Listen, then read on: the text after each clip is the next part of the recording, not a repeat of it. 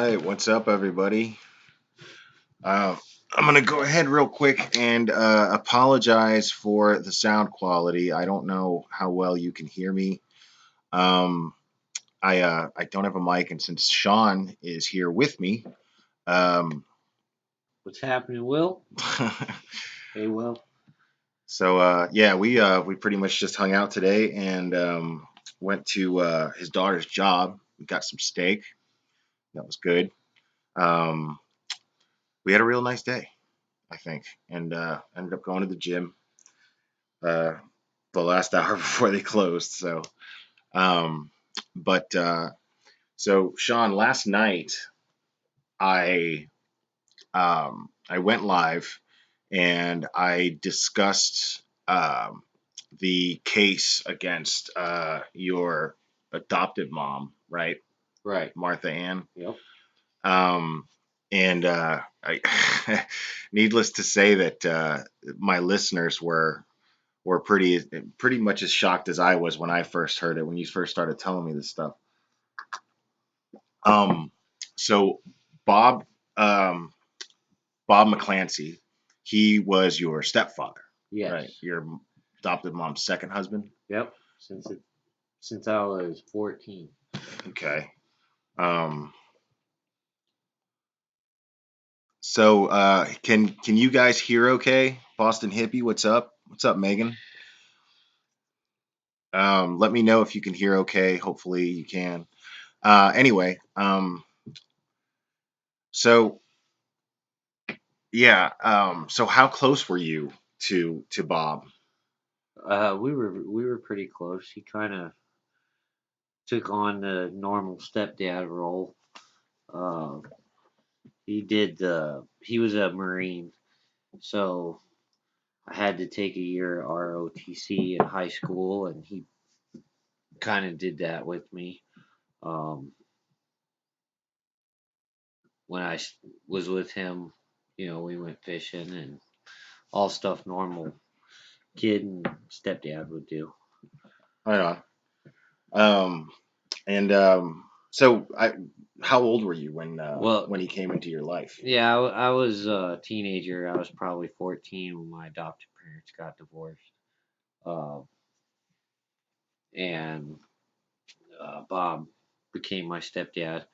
And then I got married at a young age, had kids. So that's, I mean, I feel like for you to get a stepdad at such an older age, it's a lot less likely that a teenage kid would connect so well Yeah, I mean, we had our, to a stepdad at that especially age. I kind of rebelled as a teenager too Right. over divorce. And as my, as I got older and had kids, early on when my kids were little, um, my adopted mom, and Bob were kind of in our life and uh, in my early 20s. And then we always had our differences, though. Bob was really strict. Um, he was a sheriff's detective for years, retired as a sheriff's detective. Had been a Marine in Vietnam, so he was really strict, pretty rigid. Um, any teenager in the late 90s Right. would rebel against Sure. that. So, But would you say that he earned your respect? oh yeah, Okay. yeah. And then, uh, yes, he earned my respect very much. Uh, he was an excellent cop. Yeah, so it's I not mean, easy for a yeah, teenager to, or, who, for it's not easy for a man to enter your life in that role at that right, age yeah. But he and did a earn your good job respect at that it. way. Yeah, Right on. That's awesome.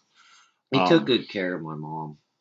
I okay. was getting older, and he was a guy that my mom was happy with, and uh, you just accept that. Right.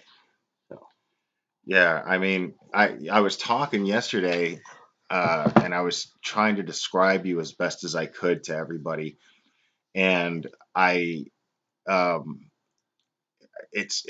it amazes me that you seem so, um, I don't want to say unaffected, but you seem so, you just, hey, that's Yeah, life and shit happens, and you got this real positive way of just going about your shit, well, yeah. I mean, and I'm it's I'm resilient.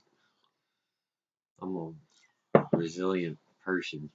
yeah, Uh, clearly, yeah, obviously, but things affect anything hard affects everyone.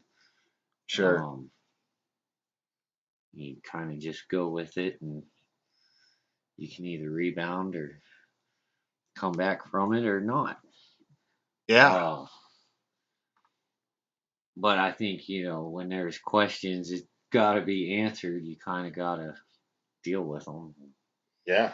So yeah, that's All right, basically you deal with it. right. I mean, When you knew something was wrong, you knew something was bad, and you took the steps and yeah, when it's put in your did your face, part to you make it right. you Right. have no Yeah, choice when sure. it's put in your face. I get it. Yeah, Uh, I totally get it. That's definitely uh, the right thing to do. Um, and so so when did you start to when did you start to realize something was off when it came to Bob, and did you notice a difference in his behavior because he was being drugged and well, see, in the so I got married, had kids uh, when I was 20, and I had been in a car accident. Um, you kind of got to go back because there's this long story, but well, I was in this. I was that's what you're here for, man. so I met Bob. The your parents are getting divorced, and your mom says, "Hey, I got this person I want you to meet, and we're gonna go stay at their house and go out on a boat." And so I end up meeting Bob this one weekend as a 14-year-old, and and he took us out fishing on a boat, and this really nice guy. And then a couple weeks, maybe 2-3 months go by, and we end up meeting his family, extended family, and all that. And so I had been in a car accident when I was a freshman in high school Bob's, with a family member of Bob's, Okay. and you know, like car accidents happen, and then insurance companies, and uh, I ended up in a wheelchair for this from January till the next year of high school, my freshman year, Right. and took school at home. And I ended up getting a Damn. settlement, and I had also uh, my parents were pretty good with money, and uh, I mowed grass as a kid, and had all my birthday money that you get from grandparents, Right. things like that.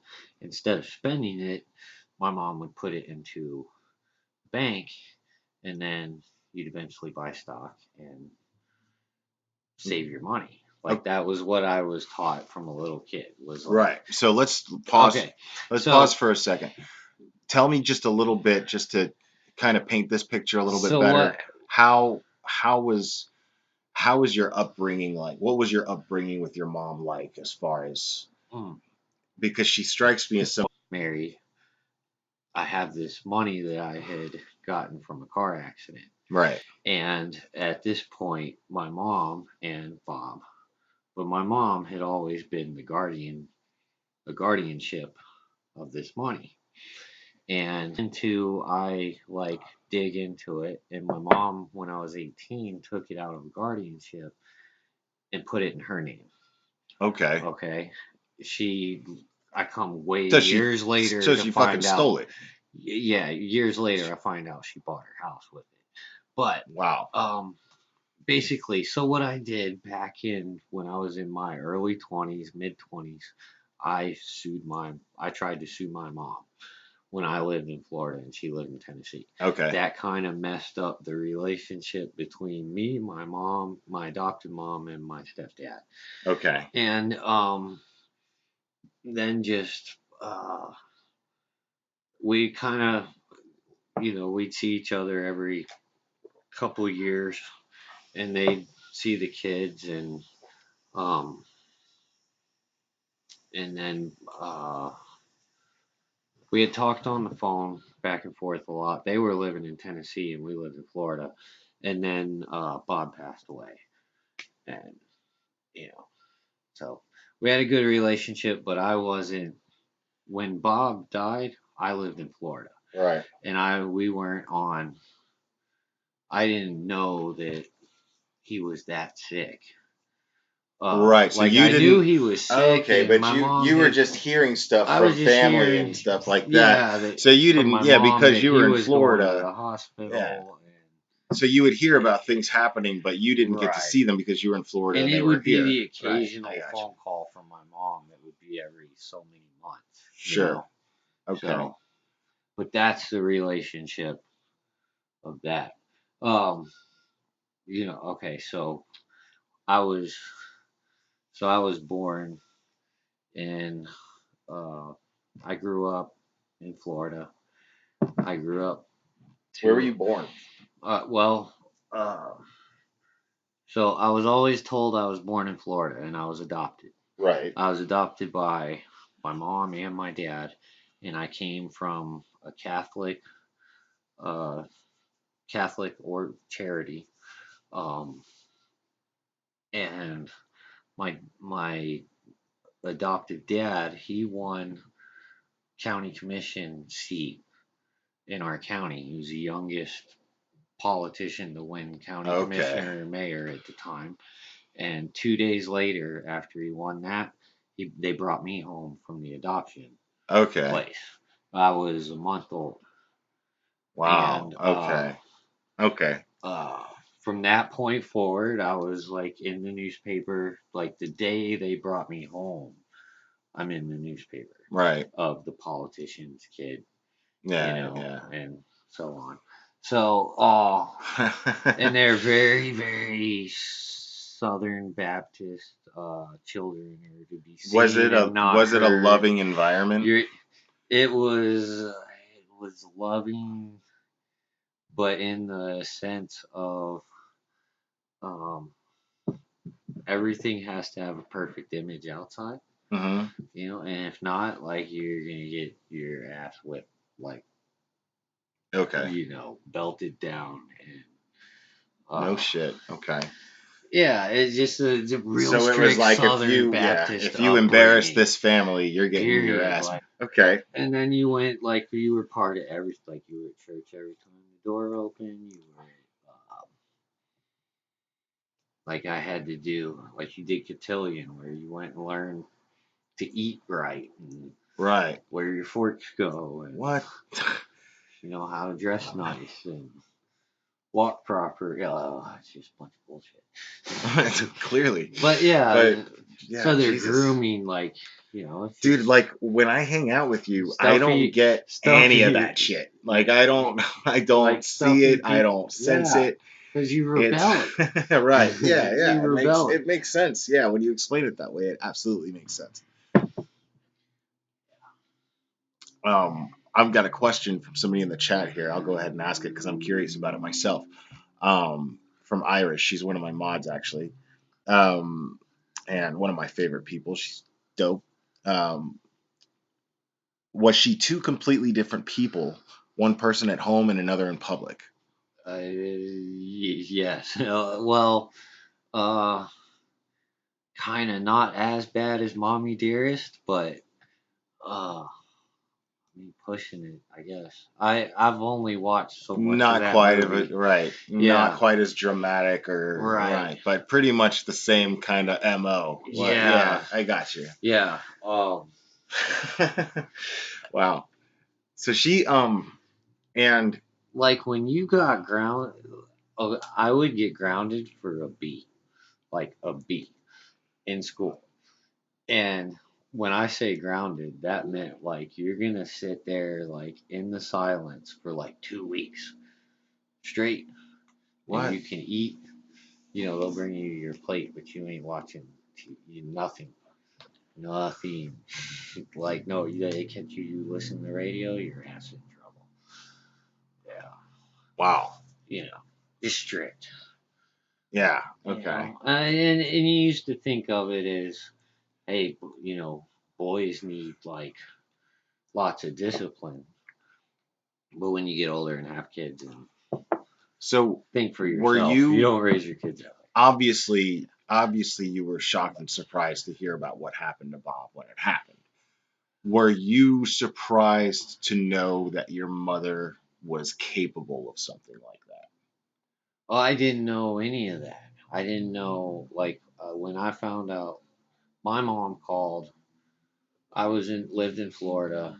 Um, I'm divorced now, but back at the time, like I was kind of having a rocky.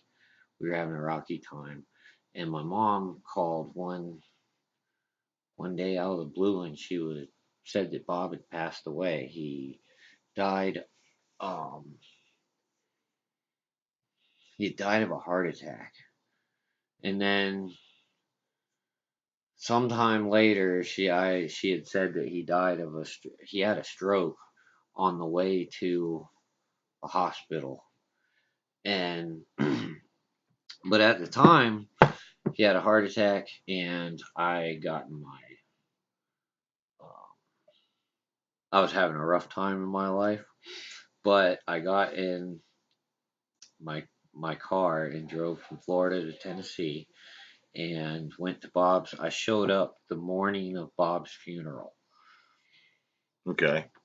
And I drove all night from Florida, and I kind of took a shower in the Yeah. Hardy's bathroom and in the sink, I mean, and went how straight to the funeral. And I sat in the back because I was just a little bit late, and it was not. It just had a picture of him at the front, and what did but you yeah, what did you know about it? oh, Like I how didn't did know. you All I thought that he had knew, a heart yeah, attack he and had a died? heart attack, and he Right. died. And my mom, him and my mom have this big 15-acre house in the mountains. Um, all these animals and chickens and Yeah, goats that's and stuff, and what is it? uh, Coker Creek. Coker Creek. That's right. That's kind of the community, and but very rural in the mountains. Right. Um, Like out there. yeah, kind of the only thing to do there is go bear hunting, Wow. literally. Okay. Uh, that was the first time like I heard a man like adamantly tell me that bear brain stew is the greatest food that What? is ever made. But and he I'm was good. such a real man. I'm good. So Thanks. Nope. uh uh all right, so but I come up to this. It's in a Catholic church in this really small town, and I mean they had the Marines uh, play the music. They play, and they had a really nice service. And then um, everybody went downstairs. Well, as when it was over, everybody went through and shook hands. And I went up and saw my mom, and um, this Chuck guy. I didn't know who this guy was or I was anything, gonna but ask you that. I supposedly, was gonna ask you, like, did you Chuck spend was any at time this. around Chuck prior to Bob's death? Chuck would no, No? no, I didn't Okay. know You didn't even anything. meet him yet I until didn't his know this funeral, guy, until Bob's nothing. funeral. I didn't even know him then, but he was But you at the that's the first time you funeral met and him. shook everybody's Okay. hand. Yeah. Got you. And then so I helped my mom. I actually took two dogs home from her, and had to help her get rid of all these chickens and all this other stuff. She was like, I have to downsize my house. I can't take care of all of this stuff. So I went home after like 3 days or so, couple days, and then I would start talking to her on the phone once a month. I would try to call, but she'd never answer. and I would talk to her maybe once a month, once every several months. And she's like, well, I gotta go here, and she's like traveling all over the place. And this was in 2006. Bob died May 15th, 2006. So for the next year, I lived in Florida, and I talked to my mom on the phone periodically. Sometimes you get her, sometimes you don't. Right. In July of 2007, I've always done inspection work for big construction and stuff, and the housing market crashed in Florida Right. at that time. The And housing market crashed everywhere. well, I got a job offer in Tennessee, and I used to come up here because my grandparents lived here, and I'd come up here every summer as a kid, and I loved it. Right. And cost of living was cheaper, schools, college, Oh, it's a like no-brainer. Like, I'm never everything going just back to felt Florida. Fuck everything Florida. felt like a great idea. Fuck Florida. And I got a big raise, and so I came up here and kind of never looked back. Had nothing to do with my mom. Like I didn't really have a relationship with her. Right. So I have to move here in July 2007. I moved July 4th weekend, and I came up here, and my mom had this house in the mountains where that her and Bob had, and she said she had to tell me like the week before I was coming up here to move. She was like, "Well, I got to tell you, I have this friend, and we kind of been staying together, and sometimes I'm in Knoxville, sometimes, but him and his son don't really like me staying by myself, and uh, that was about this Chuck guy." And I didn't even know any of the who's Chuck, like what this story was, What whatever, was your impression? any of What was that. your first This impression of is still him? 2000. This is Do like you remember meeting a him? year and a few months after Bob dies. Right. So when I move up here, yeah, one day, I called my mom and I'm like, we're moved in and all this. I still hadn't seen her, and we've been up here like a month. And we end up going, she's like, well, uh, we went over and visited her at her house in Knoxville, and it was Chuck's house. Yeah. And I met Chuck and talked to him in his backyard for like 30 minutes. And he was this, just, I don't know, he gives you, he's very authoritarian, like that military, uh,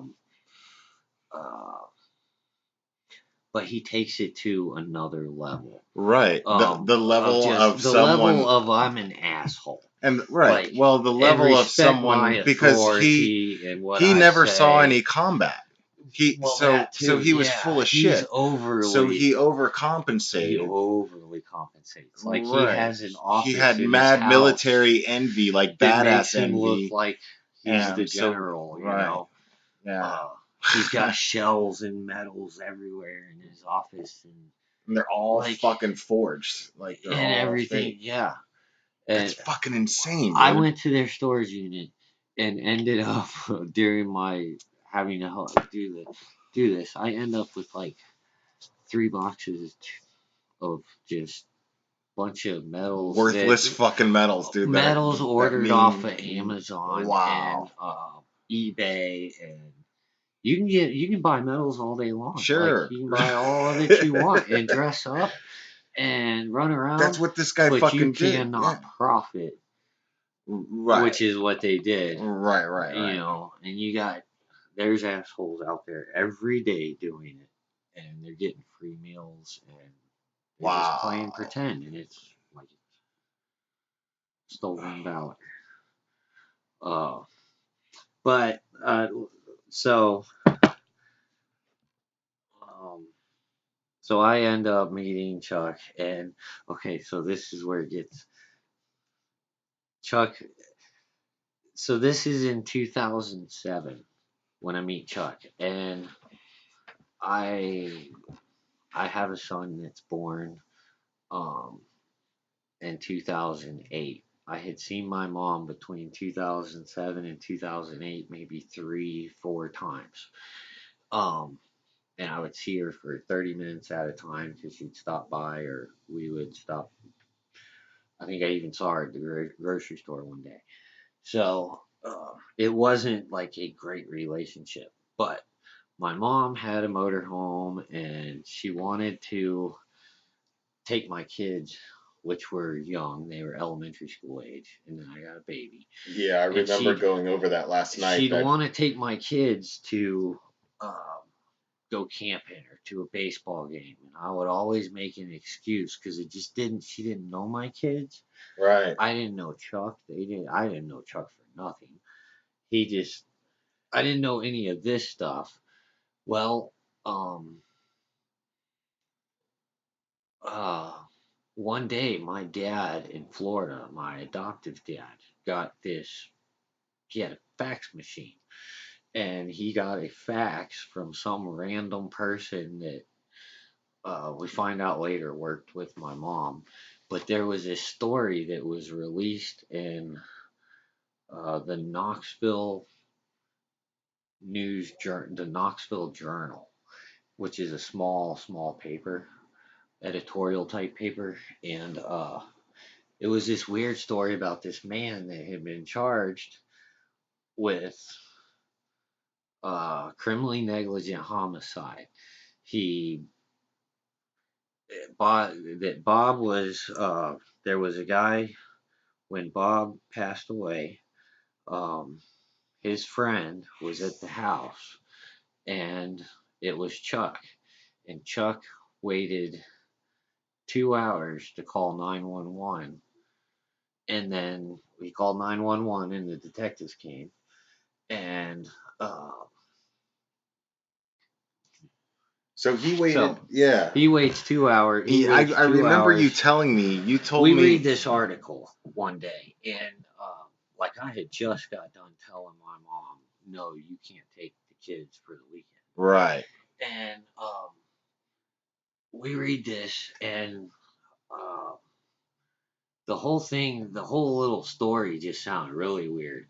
And it turned out there was this big environmental disaster that happened, and it was like uh, it happened Christmas Eve or the night before Christmas Eve in Tennessee, and it was a big coal ash thing spilled, and I ended up working for months, for 7 days a week, um, at this ash spill, Okay. and started Christmas night. I started that.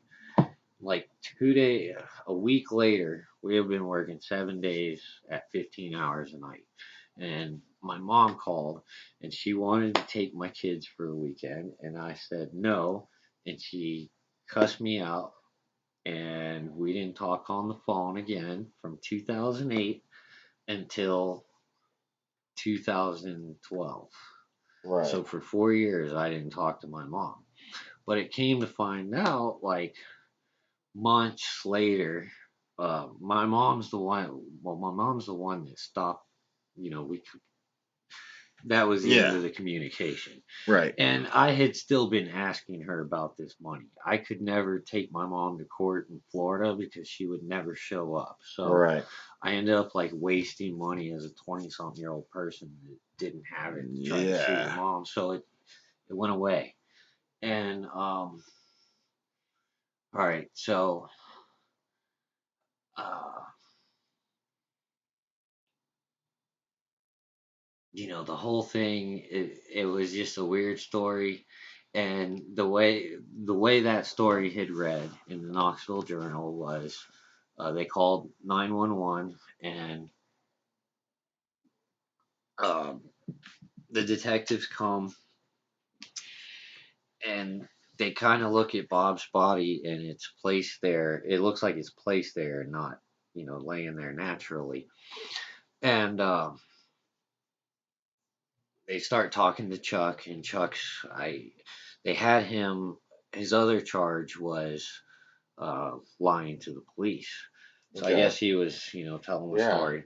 So one of the deputies or detective, as he goes in one of the rooms, there's a camera sitting on top of a bag, Right. and on this camera is like 30, 50 photos of Bob Now before and after. this is technically Bob's house, right? This is Bob's house. Okay, so And yeah. Chuck has been. So that's the thing is Chuck and Bob met at a PTSD clinic. Right. Story is Chuck and Bob met at a PTSD clinic where they had to stay for a week. Right. And or something like that. Whereas Chuck didn't actually have PTSD. They meet at the VA. But Bob did.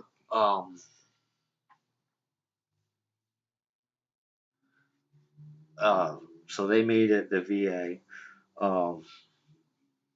And then they kind of hit it off. They like do handyman projects together, and they're both, I mean, Knoxville and where Coker Creek is 2 hour distance, at least an hour and 45 minutes. But they live relatively close to each other to ride to their VA appointments together. So they kind of go all over Tennessee, I guess, to different appointments. But Bob took to this guy because he was a war. He's like, oh, he's a war hero and so on. That's why Bob he related to him. Legit. Yeah, they're same age. They were kind of young for not being out there in the working world, but Bob was like living happy in the country, running his little farm, and my mom was working. Bob he was. He just struggled a lot with PTSD because of the. So they meet at this PTSD clinic, right? And then they spend time. My mom has always been one of these that throws parties so people can, so she can show off her china. Okay. I guess, and yeah, you can go sit in the sitting room, but there were people and that they'd have these parties, and it was like Bob was not quite all there. Yeah. But at the same time he was, and Bob's like telling the VA, when you go back through all of Bob's medical stuff, he's telling all the VA doctors, I'm not taking any medication. I don't even take it. You prescribe it, but I don't take it. I just but it was being fed to him. But it's unknowingly. Yeah, right. Pretty much. Yeah. So it was his behavior was affected by the drugs, but he was unaware that he was being drugged. Yeah, it just doesn't. Wow. It's hard to compute. Right. So so he's at these parties that his wife is throwing, and he's kind of zombied out. I mean, unless PTSD just got to him that bad, I don't know. That's why I don't know. Shit, like, man. how is it a stretched out thing, or is it a? Well, I mean, it's because there were like 3 weekends. You 2 or 3 weekends. What happens is they tried to do it. Yeah, that's where the word triggered comes from. And so when you have PTSD, you get triggered. Certain things trigger you, and then you end up with have an anxiety attack. You have and it's a thing. Bob legitimately had PTSD. Right. Like we couldn't. Why he had trouble. But there's no way. I mean, there's no way Chuck did. Yeah. He saw no combat. I ended up having I wish I had it on me. I have a voice recorder of Chuck going to the psychologist or the psychiatric lady or whatever. Yeah. And he is literally on one of those little digital tape recorders. And I have probably 2 hours of this like narcissistic idiot. What? Going through, he's saying, and we're going. All I see is blood and bodies. The bodies are piling up. What? And oh my it's God. him and the if I would have known, do you still have that stuff? I do, and yeah, I kind of want to find it. Dude, it's fantastic. I mean, if you knew where it was right now, it'd be perfect because like I would totally play it on here and fucking yeah. What a fucking douchebag. The guy literally would okay. So I quit communication with my mom from 2008 to 2012. And during this time, okay, if I'm telling my story, I'm working, life is going great. My kid, I did find out that um Chuck, someone had been calling my kid's elementary school What? during 2000 at the end of 2008, and they wanted to know if my kids really had a basketball game, and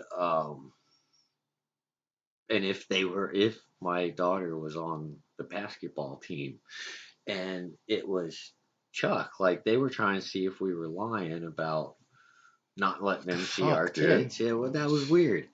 And then supposedly a neighbor said, a brown truck had driven by. So I think, well, what makes it even stranger, and I don't find this out until 2012, but I worked at a, um, I worked at a company and we had a lab, and one of my family members at the time moved up from Florida. It was actually uh, father-in-law, but my kid's grandpa, one of them, moves up from Florida and had a job at my work because the way the economy was, and was always stayed with my family and I, probably for about 6 to 8 months, and would go back and forth to Florida and visit my mother-in-law. Well, this grandparent was always around my kids, and my work one day, my boss called on a Monday morning and said, "Are you on your way in?" I was like, "Yes." And he said, "Well, don't come in yet." He's like, "The building is on fire and the fire department's here and they're putting it out. What? And somebody's like throwing stuff through the windows, and um, ends up like our lab burns down." And over the next couple weeks at work, like every person that worked there had been questioned. There was a kid that had like been fired previously. They blamed this kid. It wasn't him.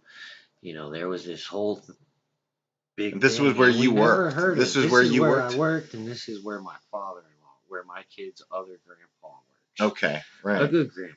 Yeah. And Your wife's father? my wife's father. Okay. And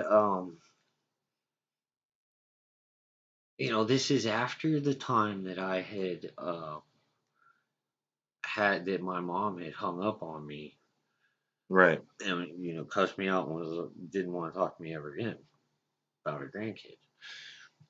So that went away. So we went on about our lives. We moved like 2 towns over because of work, and everything's going great. And then one day, out of nowhere, uh, Chuck has a ridiculous last name. It's Kazmarczyk, and it's Right. Yeah. It, Kaczmarczyk. the Okay, fact that you, so if you write it enough, like there's a yeah, I couple guess you did have investigators to write that'll that. say Yeah, I like, imagine you had to write that name down a lot. yeah, there's Yeah, like there's a couple investigators and prosecutors that will like can do that name bam bam bam because they they write wrote it it down so so much. much. But it's yeah. Okay, so Spell it one more time. Kaczmarczyk. Okay. And he's Kazmarzik. actually okay. So he's Charles Chester Kazmarczyk, Okay. which then in turn always, I don't know, our running joke with this guy and his not so handsome looks. We always call him Chester the child molester. But oh, that's Yeah, he looks like okay. So he looks like Bruce Willis and the Thing from Fantastic Four had a kid. That's what yeah, he looks like. He's a weird looking dude. yeah, Uh, a little like Manson. I don't know. yeah, like he had some serious issues. The dude is cold in the eye. Like he is cold in the eyes. And Okay. there's some of those shows like the investigators are straight. So Like So he, speaking to him is awful. right, right. But okay, so one day randomly in 2012, it was I think it was July 24th, 2012. My ex-wife is sitting on her back porch and okay, so yeah, she's sitting on our back porch and she happens to Google. She's like, I had gotten a Facebook message that went into like in other a folder that you normally don't see because I wasn't friends with my mom, Right. and it was from a couple weeks prior. And I happened to open it that morning, and it I know what had you're talking about. Like in Martha. Messenger, like Yeah, somebody sends you a other. message that's not your friend, Yep. you got to actually look for it. Like it Right. doesn't pop Right. up as an alert, So like right this then. Yeah, yeah, random yeah, yeah. morning, I was at work, and it was like Martha Kazmarczyk, Right. and I didn't know that. Well, I my ex and I used to talk a lot on the phone during the day at work, And when and you first see it, you're like, yeah, I was like, this Martha is her Kama who? name, and she's a big Googler, so she like Googles Martha and Kazmarczyk, and 2 hours prior to her Googling her name, there was a story broke on the local Knoxville news, and it said couple gets indicted for 10 or 8 federal indictments of pretending to be a war hero and stealing public money. Yeah, she So was telling people that she was like she was claiming, flying around with the all vice right, president and well, that fucking was more family. She was telling the family that to cover up Bob's death and where she was running around for 6 months after right. Bob died. But um, But she claimed that Bob's Purple Heart was hers yeah, there were, yeah, because she of did the claim that and was because out. she was a hero at the Pentagon on 9/11, right? Right. Is that Yep. that's a thing? That, yeah, that's the Okay. thing. That's like, telling family members so they don't talk Wow. to family members. And uh, I mean, she knew a lot of people and she covered her track. I didn't keep up with a lot of family through the years because the way she tries to separate aunts and uncles and, everybody's So causing issues. going But back to the other thing. So or not Bob, I'm sorry, Chuck turned out to be a bit of a firebug, yeah? He right. Okay, so yeah, you get to 2000. They happen to these. We find out they're arrested, and this is like one random day at work. Well, the next day, or I go home and I called my dad, my adopted dad in Florida, and I was like, I think your ex-wife, my mom, has been arrested. And my dad said, my adopted dad in Florida, he says, well, your brother moved up there 2 weeks ago. Your mom convinced him to move up there. So I talked to my brother, and my brother says the FBI and whoever else, a bunch of people came in and arrested his parents. So the next morning, I'm at work, and I end up talking to the U.S. attorney's office, and I think an investigator. And it turned out they were wanting to do a bond release, or okay. release this old couple for pretending to for their fraud charges, Right. pretending to be a war hero. Who And was the one? my mom was Did you meet the collecting guy? social security Obviously you did, benefits. but you met the guy that actually was chasing them and arrested them. That was investigating them. The guy that worked for the VA, right? For Veteran Yeah, Affairs. yeah, there were quite like they had quite a Do you few remember his people name? investigating. Uh, yeah, Nate. Okay. Yeah, I don't know if I'm. He was, yeah. I remember watching the Dateline episode, and he like fucked. Yeah, he he was fucked with on them. do. Yeah. Well, Yeah, like they he scheduled them he would because schedule they them shared because one day they shared the same wheelchair. my mom's collecting Social Security benefits and is perfectly fine. She's going on 6, 7 cruises a year. I've got pictures of her on water slides and Right.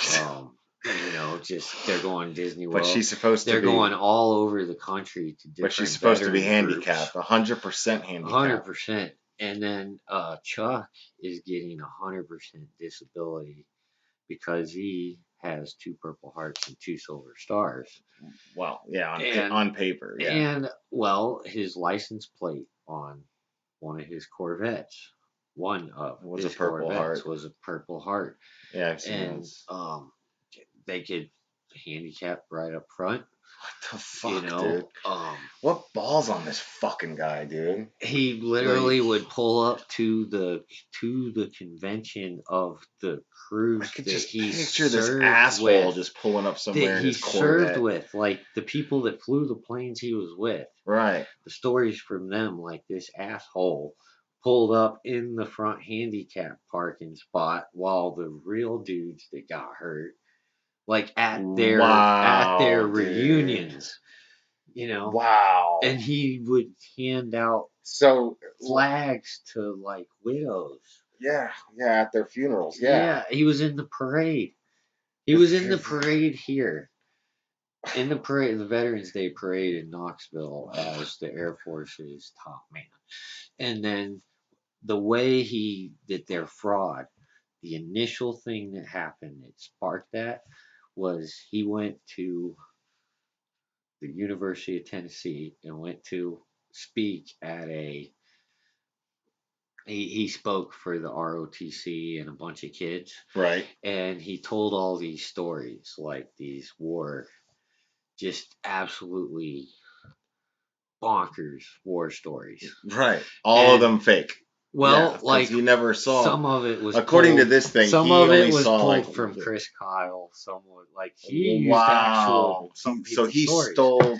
And when Wow. I like went through, later on when I went through the house, like this dude had like magazines and stuff and he would clip out articles, like cut them out, and they were stories. They were war stories, and And he would say, obviously but he would yeah, say them as if they were as if his they're his, experiences. yeah. Wow, what a fucking shitbag this I guy mean, is, dude. I guess it This guy's becomes and an oh yeah, I want to infatuation. clear something up. Yesterday, when I was going over this, I think I said that I thought Chuck was dead. He's actually not. He's in prison currently, but he is still very much alive. Yeah, he comes up for parole. You told me that you talked to him or you went to visit him at some point. I did go visit him because I was adopted as a baby.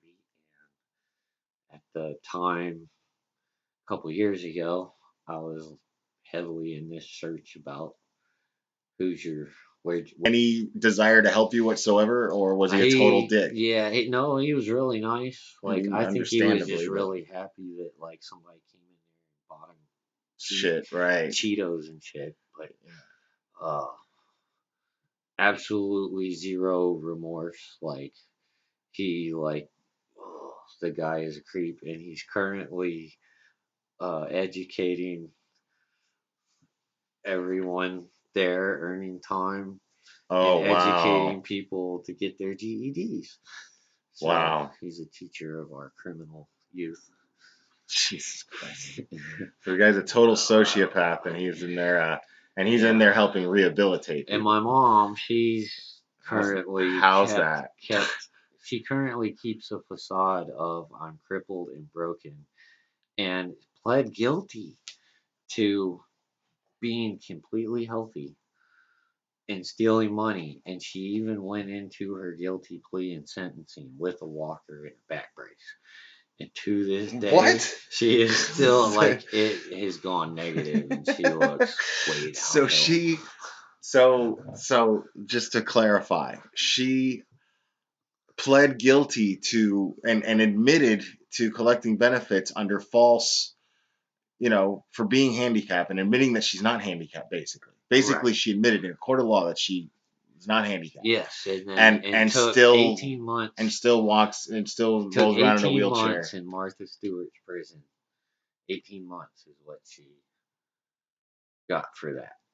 And she would have got done early if she was good. And uh, randomly one day they walked into her. So she was in the same prison that Martha Stewart was in.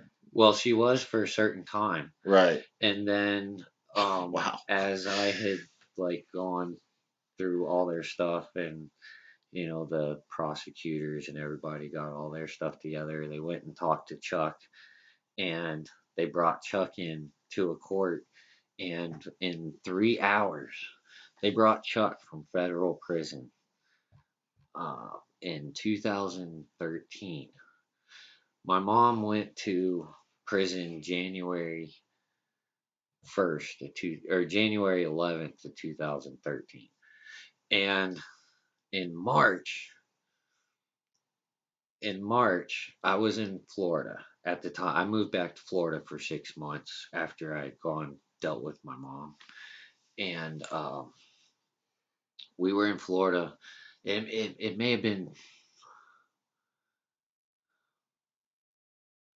I think it was 2014, the beginning of.